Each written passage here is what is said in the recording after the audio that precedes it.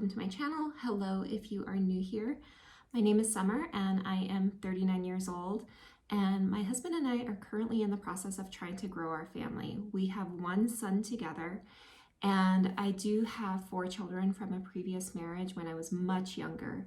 So when my husband and I decided that we wanted to grow our family, we never anticipated that we'd have the curveballs thrown at us that we did. And so this video is going to be about just our journey, and from when we started trying to conceive our second child together to where we are now, which currently I am 5.5 weeks pregnant with my 3rd pregnancy just since I turned 39. So I feel very optimistic with this pregnancy and hopeful and praying that everything continues to go well. This video is going to be a summary of all that and a lot of the different things that we've tried along the way. So I do hope this video will help you if you're in your mid to late 30s and you're trying to conceive and trying to think about all the different things that, we face, basically down to lifestyle factors, to diet and exercise and all of that, and just sharing with you what made a difference with me and what didn't make a difference with me. I've had 4 children, well 5 if you count my 2-year-old, but 4 children back to when I was like 18 years old, all the way to my 2-year-old son who I had at 37 with absolutely very minimal effort. That can also give you a baseline as what to expect as far as being age-related specifically. So I'm gonna go ahead and just jump right into the video. So we started trying to conceive our second child together in July of last year, so July of 2020, and I had just turned 39 that year. We did not do any fertility medications or anything.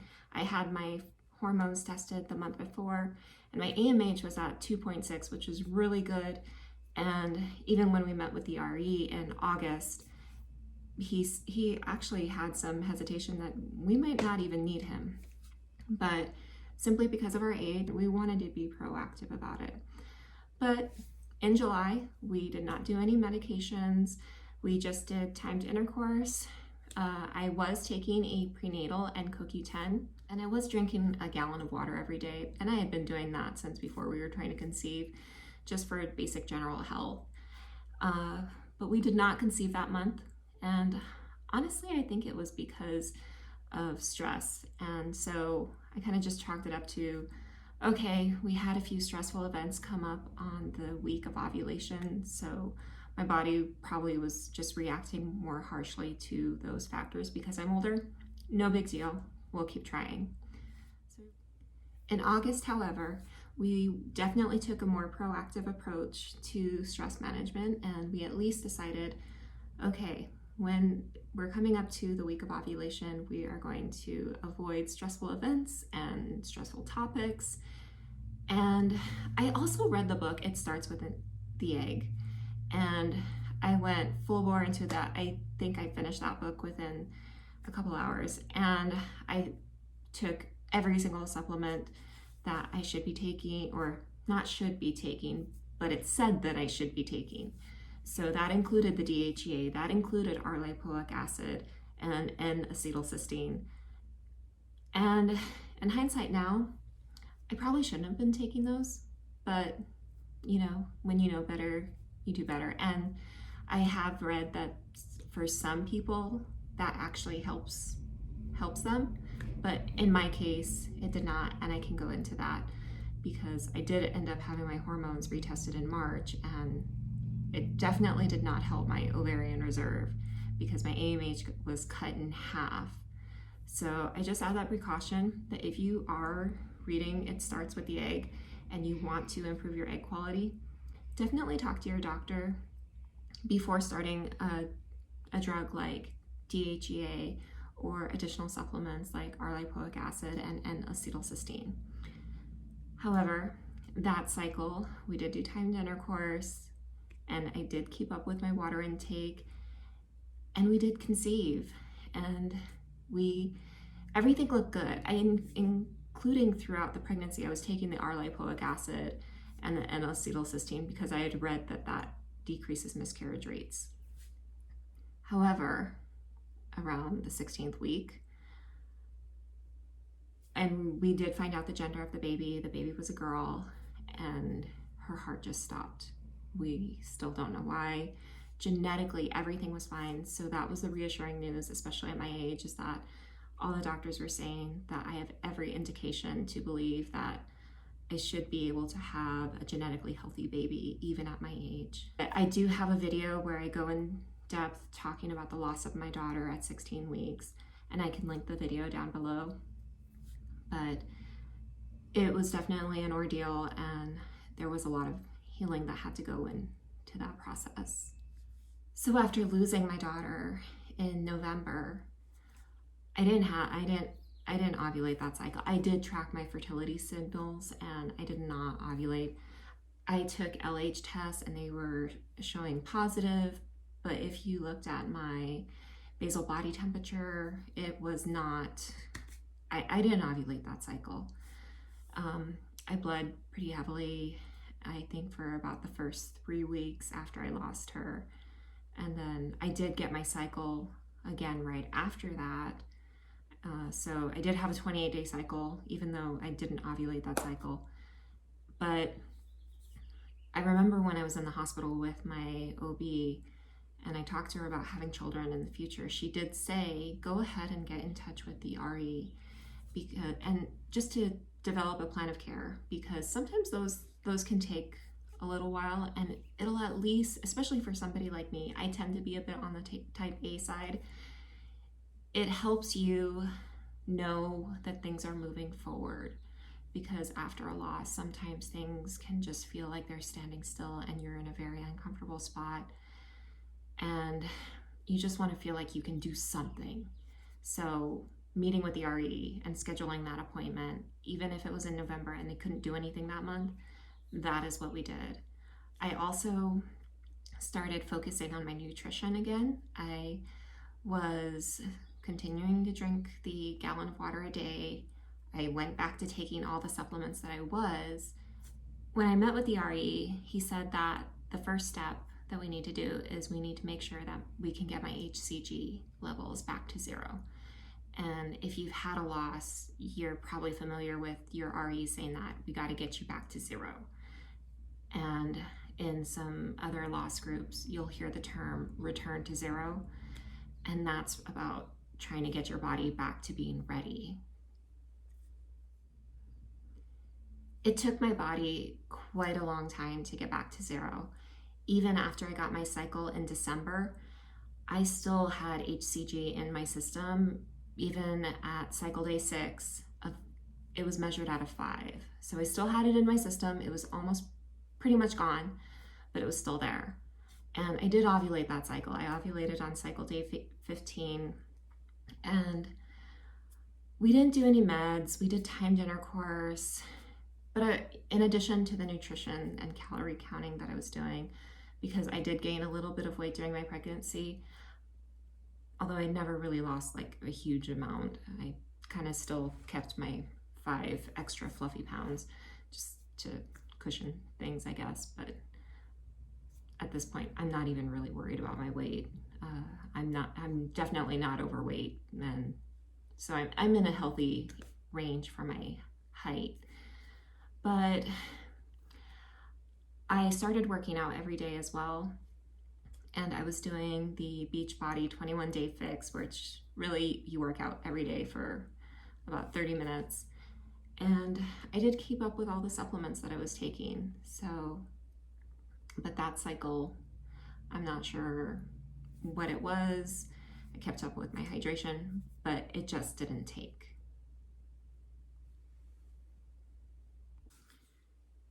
So in January, I decided to cut back on caffeine because studies have shown that caffeine can impact your fertility, especially as you get older. It's not so much that you can't have caffeine, but there's these little incremental lifestyle changes that do impact your fertility. And especially as you get older, you can be a little bit more sensitive to that. And so cutting out caffeine as the only thing may not make a huge difference on your fertility, but if you make a number of small incremental changes, that can have a big impact in your success of trying to conceive. And so I decided, okay, I'll go ahead and cut out caffeine. It did take me a little while to switch my morning coffee to morning tea, but it ended up working out, and actually I don't even miss it now. And when I have a cup of coffee now, what I often find is that my heart will start feeling like it's racing. And so I actually don't miss caffeine as much anymore, even if my husband and I go to a coffee shop, which isn't too often. I'll opt for the decaf option, especially now that I'm pregnant. But we also that month had to get the go-ahead from our RE that everything was good, and I was officially healed from the pregnancy loss in November. So we did a saline ultrasound on cycle day 7, and as the nurse said, your uterus looks beautiful. So we got the all clear, and I ovulated on cycle day 15. I did cut back on my workouts from 7 days a week, which is a little bit more high intensity with the 21-day fixed program, to 5 days a week, more lower impact exercises like bar. And I did get my positive on 10 DPO, but as I was taking the pregnancy tests, the test lines were not getting any darker. And then I got my HCG drawn, and it was only at a 9, and then it did double 2 days later to 20, but in the end, it resulted in a chemical pregnancy that ended at 4 weeks and 3 days. So after the chemical pregnancy in January, I was somewhat grateful because I didn't have to go through the whole healing process like I did with losing my daughter at 16 weeks. My body readjusted just fine. And in February, we got the all clear. We started our fertility treatments, and they put me on 5 milligrams of Letrazole, aka Femara, on cycle days 4 through 8. And we did a follicle scan on cycle day 13, which revealed that we had 1 mature follicle measuring at 19. I did not have a natural LH surge prior to taking the trigger shot, and I was reading that when you do the trigger shot along with your natural LH surge, it increases your chance of pregnancy from about 18% to about 30%. Well, 18% if you have just the trigger shot, 30% if you have both the LH surge and the trigger shot, and only 5% for some reason if you only have the LH surge. But after I did ovulate on cycle day 14, I started taking progesterone supplements of 100 milligrams a night during the luteal phase. Stopped the supplements during the second half of my cycle because the nurses there said, start treating your body as if it really is pregnant. And I was starting to already have some doubts about the DHEA and R-lipoic and N-acetylcysteine at this point. And this was also my second month of no caffeine, but it still did not result in our positive test. So in March, I don't think we were ready for our first month of Femara, aka Letrazole, to not work. I think my husband and I, going into it, we thought, okay, this is gonna work. This is it. And it didn't work. So the RE's office wanted to just jump right into the next cycle, but because we weren't prepared for, well, what if this first month doesn't work, we took a break and we did a natural cycle. And what I also decided to go ahead and do was change our diet, start tracking our macros. If you follow Dr. Mark Sklar on, can't remember his YouTube channel name, but I was watching one of his videos and he recommended 30% protein, 30% carbs, and 40% fats as the ideal diet to increase your fertility.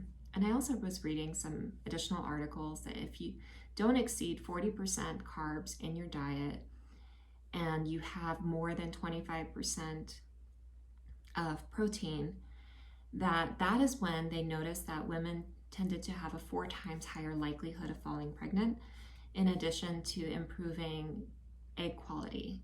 So I thought, okay, well, let's give it a shot. And we did that.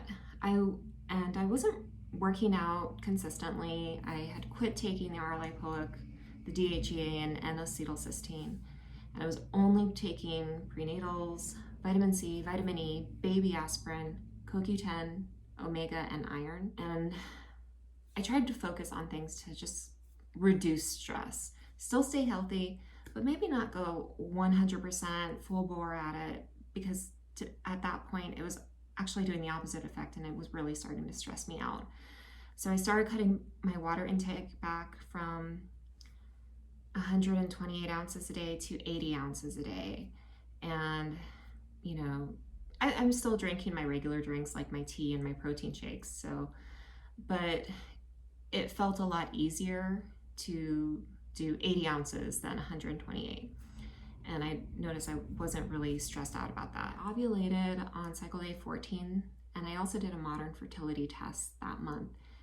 And the results of that modern fertility test I do have in a video as well, but those results shocked me. I was thinking, okay, we're not gonna go back to the RE. We're just, maybe we'll do Clomid or something, but the results of that modern fertility test really made me rethink our plan.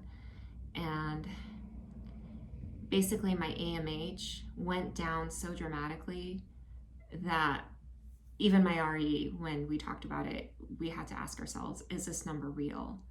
But it made me realize I may not have a lot of eggs left, and we don't know how much time we have left to try to conceive. So luck would have it that in April, on cycle day 1, was also the day that I met with my RE. And we were going over what could we change to help increase our likelihood of success. He did tell me that even on Femara or Letrazole, there's only a 12% chance of success if you're only doing timed intercourse, and even potentially with IUI. So he said, just because it didn't work in that first cycle, it doesn't mean that it's not gonna work. We were just, in that first cycle, part of the 88% that it doesn't work. But he had no indication or reason to believe that this type of treatment cycle wouldn't work for us. But if we did want to change anything, he would recommend potentially doing an IUI, or also increasing the dosage for Femara from 5 milligrams to 7.5 milligrams. So my husband and I, we decided that we were going to go ahead up the dosage. I did my baseline ultrasound on that day, and on cycle day 1, he said it was a good day to start. So I hadn't seen anybody else start Letrazole on cycle day 1, but we started on cycle day 1. And at the end of the day, even though I may not have heard of other people starting on cycle day 1, I know my doctor, who specializes in this, did an ultrasound on that day, and he said it was a good day to start. So I was going to follow his instructions. And we did do a follicle scan on cycle day 8. There were 2 follicles on the right measuring at 11 and 12. So came back again on cycle day 13, and the smaller follicle was only measuring at a 14, so it didn't quite grow as well as the other one, because the other one was now 19 and a half, almost 20 millimeters. I got a high fertility sign on my clear blue digital monitor that day, so that told me that my body was naturally going to be ready to ovulate. And so we went ahead and we did the trigger shot. Everything was starting to line up. I was still doing the macro tracking. I was not working out at all, if I'm being honest. But one thing we did do different this month as opposed to any of the other months, and regardless of where your faith lies, my husband and I, we started adding prayer and meditation to our routine. And whether it's attributed to stress management, I don't know.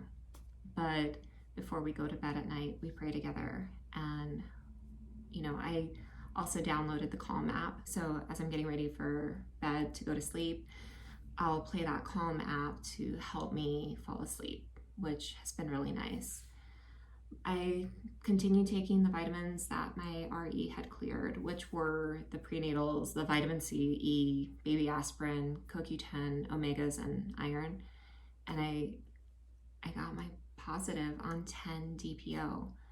And so far this journey has been quite a whirlwind, and I'm currently in my 5th week of pregnancy, and so far all is going well. I'm starting to get, some morning sickness, and the symptoms are coming on, and it's so weird because it's like I can't wait to feel sick.